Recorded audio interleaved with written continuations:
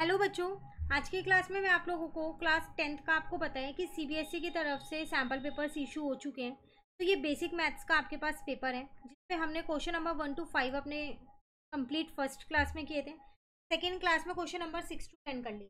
चलिए आज इसकी थर्ड क्लास है जिसमें आज हम क्वेश्चन नंबर 11 to 15 कवर करने वाले हैं। क्वेश्चन रीड करते हैं। 11 the given figure triangle O C A is similar to triangle O B D then angle O A C is equal to. देखो ये नीचे फिगर दे रखी है, दो ट्राइंगल्स आपको सिमिलर दे रखे हैं।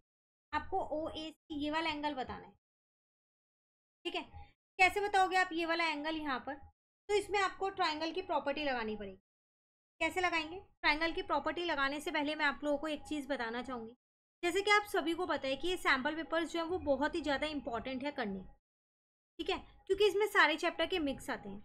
इसके साथ साथ आपको हर चैप्टर के एक्स्ट्रा क्वेश्चंस की प्रैक्टिस करनी भी बहुत ज़रूरी है, वरना आप कैसे इन क्वेश्चंस को कर पाओगे।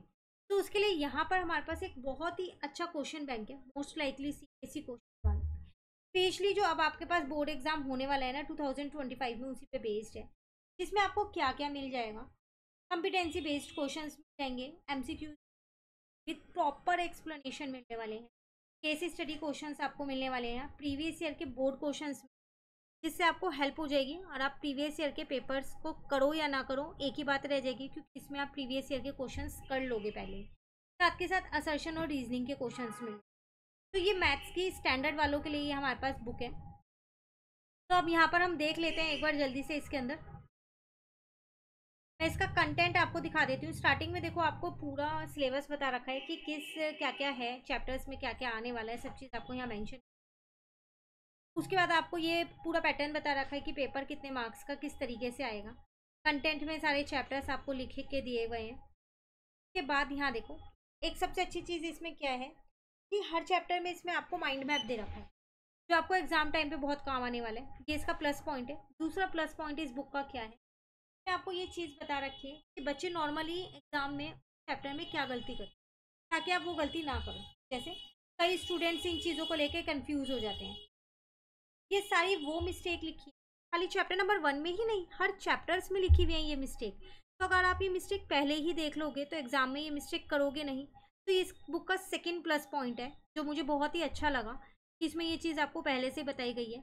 प्लस इसमें आपको साथ साथ ये भी बताए गए हैं कि कौन सा टॉपिक चैप्टर में डिफिकल्ट है, ताकि आप उस पर ज़्यादा ध्यान दें। ठीक है, बाकी बोर्ड क्वेश्चंस वगैरह एक बार मैं जल्दी से आपको दिखा देती हूँ यहाँ पर, फिर हम अपने प्रैक्टिस पेपर पे आते हैं। वहाँ सारे दे रखे हैं एनसीईआरटी एग्जाम्पलर के भी क्वेश्चन। वाई लिंक ना मैं इसकी आपको नीचे डिस्क्रिप्शन, वहाँ से आप एक बार ज़रूर देखिएगा। इस बुक से रिलेटेड कुछ पूछना हो तो भी आप मुझसे पूछ सकते हैं। चलिए स्टार्ट करते हैं। ऐसा नहीं है कि बेसिक वाले नहीं कर सकते हैं, वो भी कर सकते हैं। देखो, अब आपको ये वाला एंगल फाइंड करना है। सबसे पहले मैंने आपको बोला कि इसमें मैं ट्राइंगल की प्रॉपर्टी का कंसेप्ट लगा सकती हूँ। वो क्या लगा सकती हूँ आपको बताइए। एक प्रॉपर्टी वो क्या होती है, एक्सटीरियर एंगल जो है वो क्या होता है आपके पास, सम ऑफ इंटीरियर अपोजिट एंगल्स होते हैं।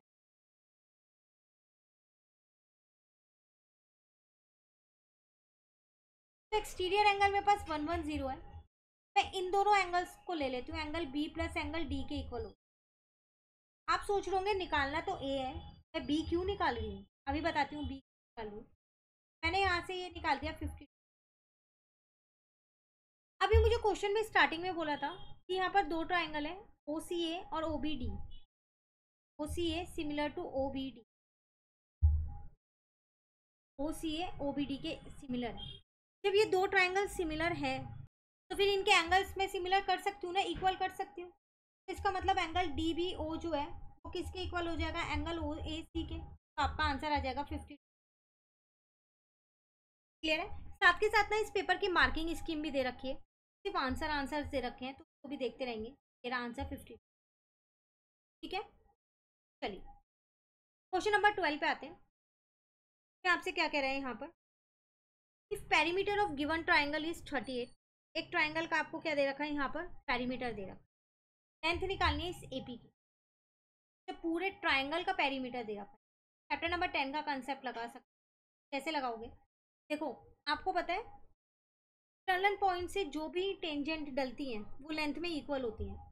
तो ये 8 है तो ये भी 8 होगा, ये 6 है तो ये भी 6 होगा। होगा नहीं होगा? अब पेरीमीटर होता है sum of all side, A B plus B C plus A, जितना ये उतना ये होगा क्योंकि ए पॉइंट से ही दोनों डल रही हैं ये। तो 38, ए बी जो है वो मेरे पास हो जाएगा यहाँ पर x प्लस 6, बी सी कितना हो जाएगा 6 प्लस 8, और ए सी कितना हो जाएगा x प्लस x मिलके 2x हो गए। उसके बाद 8 और 8 मिलके 8 प्लस 8 6, और 6 और 6 मिलके 12 हो गए।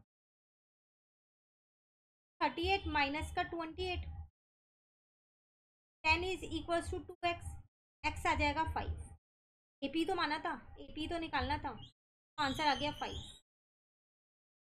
क्लियर है? क्वेश्चन नंबर 13 पे आओ। 1 मार्क वाले क्वेश्चन है तो बहुत ज़्यादा टाइम आपको इन क्वेश्चंस में नहीं लेना, जल्दी जल्दी इन क्वेश्चंस को आपको क्या करना है, कवर करना है। क्लियर है? 1 माइनस 10 स्क्वायर 30 अपॉन में 1 प्लस 10 स्क्वायर 30 इज, तो अगर मैं 10 30 की वैल्यू रख दूँ तो आसानी से हो जाएगा ना।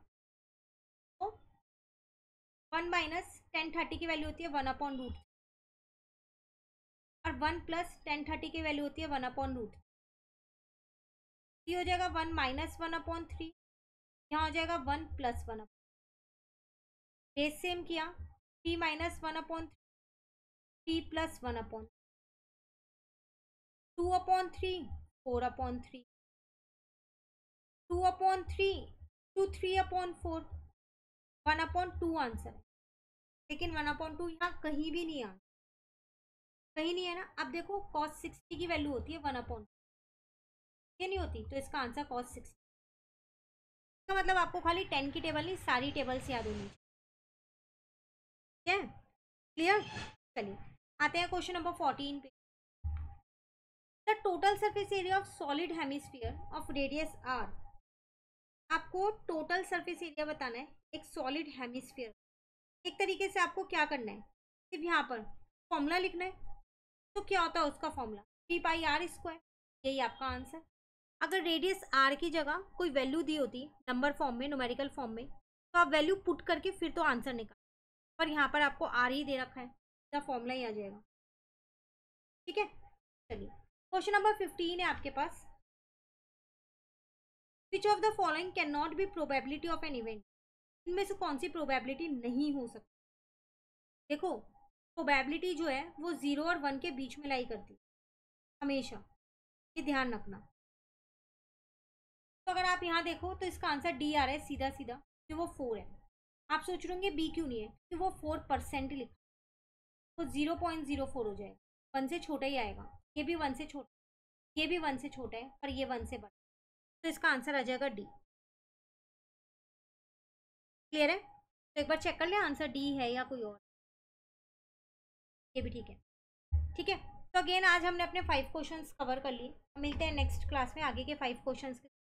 कहीं इनमें दिक्कत लगे कमेंट करके ज़रूर, तो अच्छी लगे लाइक ज़रूर, फ्रेंड्स के साथ भी इन वीडियोज़ को ज़रूर शेयर कीजिए।